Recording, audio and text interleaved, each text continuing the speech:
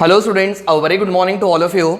सो आज को लेक्चर में 11th स्टैंडर्ड का हमने एक चैप्टर शुरुआत किया था which was a redox reaction, right. अब इस चैप्टर के दौरान हम लोगों ने कुछ टॉपिक्स के बारे में डिस्कस किया। जैसे हमने डिस्कस किया था ऑक्सीडेशन रिएक्शन क्या होता है, हमने डिस्कस किया था रिडक्शन रिएक्शन क्या होता है, एज वेल एज हमने ऑलरेडी डिस्कस किया हुआ है रेडॉक्स रिएक्शन एग्जैक्टली क्या होते हैं, करेक्ट है।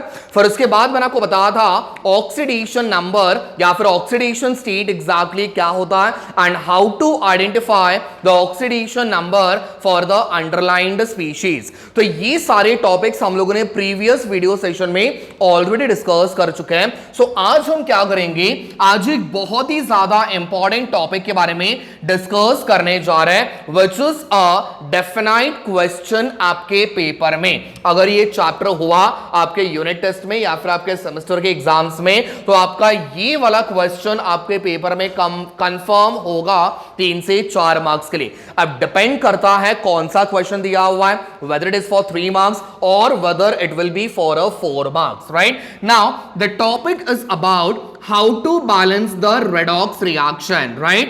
Balancing the redox reaction, किसी भी redox reaction को बैलेंस किस तरीके से किया जाता है उसके बारे में आज के इस वीडियो सेशन में एंटायर टॉपिक हम आज कंप्लीट करने वाले, राइट। नाउ किसी भी रेडॉक्स रिएक्शन को जब आप बैलेंस करते हो तो स्टूडेंट्स हमेशा याद रखो we have two different methods. कितने मेथड्स मैंने आपको बताया, 2 अलग अलग मेथड्स होते हैं। The first one which is oxidation number method. सबसे पहला मेथड कौन सा होगा, oxidation number method. And second method जो होगा that is half reaction method. Clear. तो सेकंड मेथड मेरे पास दिया हुआ है half reaction method. Now half reaction method can be also called as ion electron method. Is that clear? बात समझ में आ गई? तो पेपर में कभी कभार आपको हाफ रिएक्शन मेथड करके भी दिया जाता है या फिर इंस्टेड ऑफ दैट आपको आयन इलेक्ट्रॉन मेथड करके भी दिया जाएगा। So both the terms are similar, no need to get confuse whether it is half reaction या फिर आयन इलेक्ट्रॉन मेथड। सो आज के सेशन में हम क्या करेंगे, ऑक्सीडेशन नंबर मेथड से आपकी रेडॉक्स रिएक्शन को बैलेंस कैसे करना है उसके बारे में अब हम डिस्कस करेंगे, राइट। ओके, सो आज हम डिस्कस करेंगे सबसे पहला जो मेथड था that is oxidation number method से हमने बैलेंस किस तरीके से करना है रेडॉक्स रिएक्शन को, राइट। अब इसमें बहुत सारे रूल्स के बारे में आपको डिस्कस करना है, बट फिलहाल मैंने यहाँ पे 4 रूल्स के बारे में लिख दिया हुआ है। ये 4 रूल्स आप लोगों ने अच्छे से याद रखना है सो दैट जब आपके पास कोई भी रिएक्शन दिया रहेगा तो उस रिएक्शन को बैलेंस करने के लिए ये रूल्स आपको फॉलो करने होते हैं। एकदम सिंप्लीफाइड वे में आपको दिया हुआ है किस तरीके से आप कोई भी रेडॉक्स रिएक्शन को बैलेंस कर सकते हो। तो शुरुआत करते हैं सबसे पहले रूल नंबर 1 से। नाउ लेट्स सी कि रूल नंबर 1 आपको क्या बताने की कोशिश कर रहा है। सी, सबसे पहले आपके पास एक रिएक्शन दिया रहेगा। मैं एग्जांपल अभी मैं ले नहीं रहा हूं बिकॉज सारे रूल्स एक बार कंप्लीट कर लेते हैं एंड लेटर हम लोग क्या करेंगे, हम कुछ एग्जांपल सॉल्व करेंगे, राइट। तो सबसे पहला रूल क्या दिया हुआ है, you have to assign the oxidation number to each and every element. जिसका मतलब क्या होता है, जब आपके पास कोई भी रिएक्शन दिया होगा उस रिएक्शन के अंदर आपके जितने एलिमेंट्स होंगे वो सारे एलिमेंट्स को क्या करना होगा, you have to assign the that is you have to give the oxidation number. Correct है। जैसे अगर मैंने आपको बताया था एग्जांपल, से फॉर एग्जांपल मेरे पास अगर दिया रहेगा MnO4 हमने आइडेंटिफाई किया हुआ है, करेक्ट है। मेरे पास Mn दिया हुआ है, मेरे पास ऑक्सीजन दिया हुआ है, करेक्ट है। अब इसमें क्या करना होगा, मेरे पास 2 एलिमेंट हैं, एक तो मेरे पास दिया हुआ है मैग्नीशियम और एक तो मेरे पास दिया हुआ है मैंगनीज, और दूसरा मेरे पास दिया हुआ है ऑक्सीजन, करेक्ट है। तो ये पूरे कंपाउंड में आपको मैंगनीज और ऑक्सीजन का ऑक्सीडेशन नंबर आपको सबसे पहले फाइंड आउट करना होगा। अब ऐसे रिएक्शन में बहुत सारे एलिमेंट्स होंगे तो हर एक एलिमेंट का, सी यहां पे क्लियरली बोला हुआ है each and every element, clear. तो हर एक एलिमेंट को ऑक्सीडेशन नंबर आपको प्रोवाइड करना है। अब जैसे रूल नंबर 1 कंप्लीट हुआ, let's move on to the rule number 2. Now what this rule is trying to say, जैसे आपने ऑक्सीडेशन नंबर प्रोवाइड किया, अब आपको आइडेंटिफाई करना है पूरे रिएक्शन में ऑक्सीडेशन रिएक्शन कौन सा होगा, as well as reduction reaction कौन सा होगा. अब ये मैंने आपको बताया था कैसे फाइंड आउट करोगे. अगर आपका oxidation number, mark my word students, what I am trying to say, अगर आपका ऑक्सीडेशन नंबर इंक्रीज होता है, अगर आपका ऑक्सीडेशन नंबर इंक्रीज होता है, तो स्टूडेंट्स इसको मैंने कौन सा रिएक्शन कहा था, that was oxidation reaction. Correct है, ये मैंने आपको बताया था. ठीक है. और बाय चांस अगर ऑक्सीडेशन नंबर डिक्रीज होता है, ऑक्सीडेशन नंबर डिक्रीज होता है, तो आप इसे कौन सा रिएक्शन कहोगे, that is exactly a reduction reaction. Clear. तो सेकंड वाले रूल में आपको क्या करना है, दिए गए रेडॉक्स रिएक्शन के अंदर आपको फाइंड आउट करना है कौन सा ऑक्सीडेशन रिएक्शन है, एज वेल एज कौन सा रिडक्शन रिएक्शन होगा. Now let's move on to the rule number 3. अब रूल नंबर 3 क्या बोल रहा है, ध्यान से, जैसे आपने ऑक्सीडेशन नंबर और reduction reaction, sorry, oxidation reaction और रिडक्शन रिएक्शन आपने आइडेंटिफाई किया, अब आपको क्या करना है, you have to find out the net increase and net decrease in the oxidation number. मतलब अगर आपका ऑक्सीडेशन नंबर इंक्रीज हो रहा है तो बेटा कितने से इंक्रीज हो रहा है, और अगर आपका ऑक्सीडेशन नंबर डिक्रीज होता है तो वो कितने से डिक्रीज होगा, that you have to find out. जैसे एक सिंपल सा एग्जांपल लेके बता रहा हूं. मान लो बिफोर द रिएक्शन मेरे पास था +5, आफ्टर द रिएक्शन मेरे पास ऑक्सीडेशन नंबर बन गया +4. ठीक है. बिफोर द रिएक्शन कितना था, +5, आफ्टर द रिएक्शन कितना हुआ, +4. तो मुझे बताओ ऑक्सीडेशन नंबर इंक्रीज हो रहा है कि डिक्रीज हो रहा है, स्टूडेंट्स डिक्रीज हो रहा है. करेक्ट है. अब कितने से डिक्रीज हो रहा है, तो बेटा वैल्यू आ जाएगी 1, बिकॉज 5 से 4 पे चला गया ना, तो कितने से डिक्रीज हुआ, 1 से. अब डिक्रीज हो रहा है मतलब साइन कौन सा आएगा, माइनस वाला साइन आएगा. तो यहां पे आपका नेट डिक्रीज कितने से हो रहा है, -1 से होगा. सपोज लेट अस अज्यूम मेरे पास before the reaction oxidation number था +2, आफ्टर द रिएक्शन मेरे पास ऑक्सीडेशन नंबर बन गया +4. चलो फटाफट मुझे बताओ, सबसे पहले +2 था, अब +2 से कहां पे चला गया, +4 पे चला गया, तो कितने नंबर्स इंक्रीज हुए यहां पे, तो 2 नंबर इंक्रीज हुआ. अब जब आपका वैल्यू इंक्रीज होता है तो हमेशा याद रखो स्टूडेंट, साइन कौन सा आएगा, पॉजिटिव वाला साइन आएगा. क्लियर.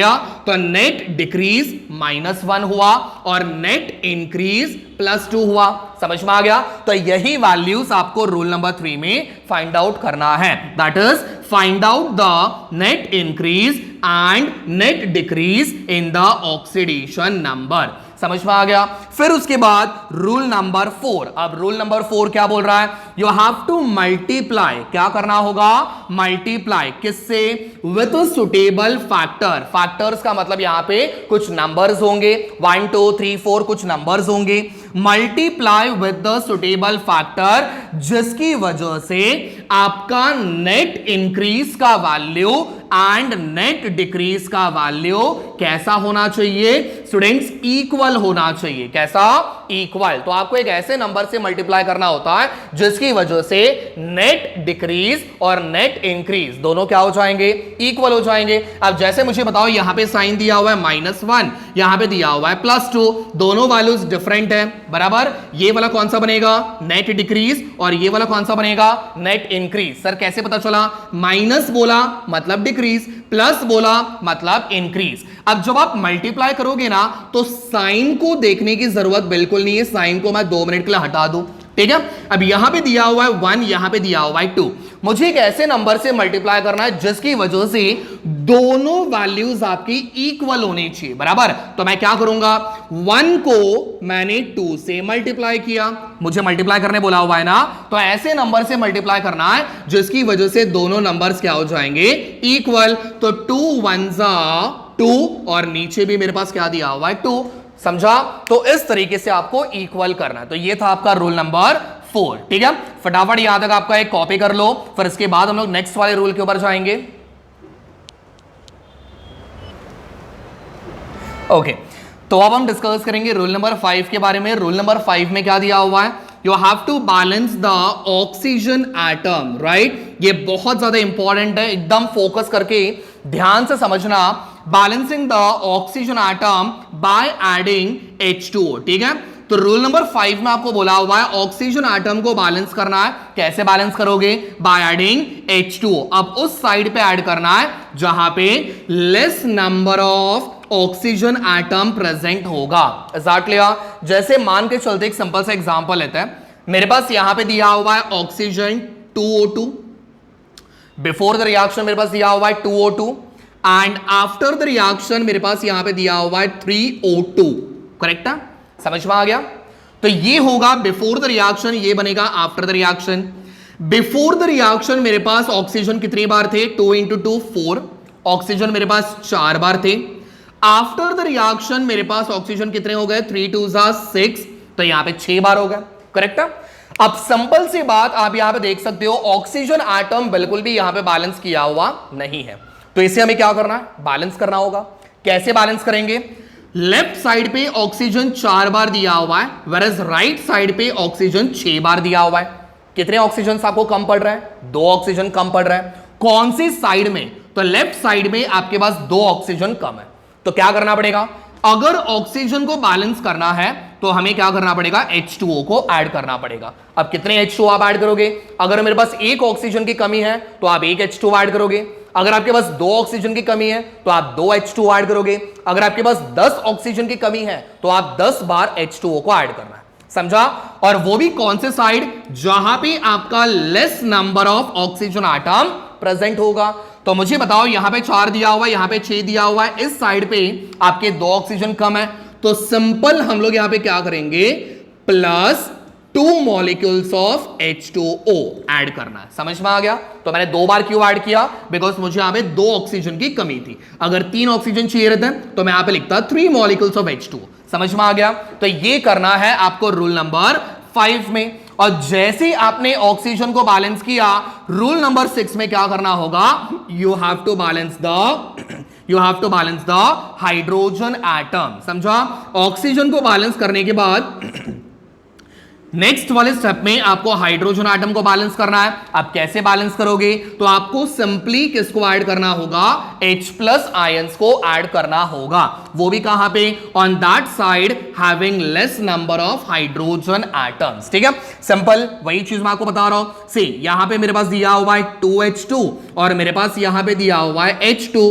ठीक है, अब ये साइड में मेरे पास हाइड्रोजन कितना है, 2 × 2 = 4 और ये साइड में मेरे पास हाइड्रोजन कितना है, 2 दिया हुआ है। ठीक है, अब जाहिर सी बात है दोनों एलिमेंट्स आपके बैलेंस हुए नहीं है। लेफ्ट साइड वाला राइट साइड वाला बैलेंस हुआ नहीं है। यहां पे 4 दिया हुआ है, यहां पे 2 दिया हुआ है, तो मुझे बैलेंस करना पड़ेगा। कैसे बैलेंस करोगे, बाय एडिंग H+ बराबर। अब कहां पे ऐड करना है, जिस साइड पे आपका less number of hydrogen atom present होगा।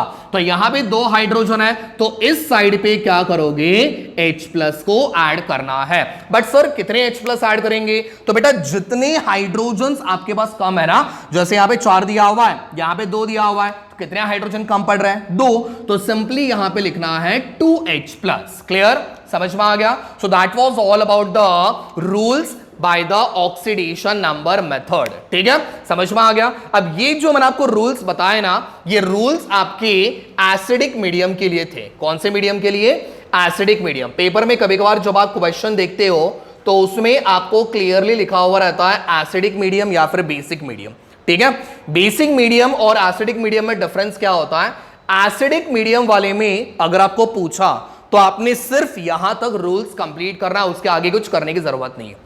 वरस बेसिक मीडियम अगर आपको पूछा रहेगा तो इसके आगे एक और स्टेप आएगा, वो जब एग्जांपल सॉल्व करेंगे तब आपको उसमें क्लियरली समझ में आ जाएगा। सिर्फ ज्यादा फर्क नहीं होता, जहां पे H+ दिया हुआ है वहां पे उसके बाद नेक्स्ट वाले स्टेप में OH- को ऐड करना होता है। ज्यादा डिफरेंस नहीं होगा, बिकॉज एसिडिक की बात कर रहे हो तो H+ आना चाहिए, बेसिक की बात कर रहे हो OH- आना चाहिए। Is that clear? सो ये जो मैंने आपको रूल बताया ये एसिडिक मीडियम के लिए था, समझ में आ गया? सो आज आप लोगों ने क्या करना है, सारे के सारे रूल्स अच्छे से याद करना है। ऑक्सीडेशन नंबर मेथड में टोटल 6 रूल्स आपके आएंगे, तो ये सारे रूल्स आज आप कंप्लीट करोगे। नेक्स्ट वाले वीडियो सेशन में हम इसके ऊपर एक एग्जांपल सॉल्व कर लेंगे, ठीक है? Thank you so much, stay tune for the next video.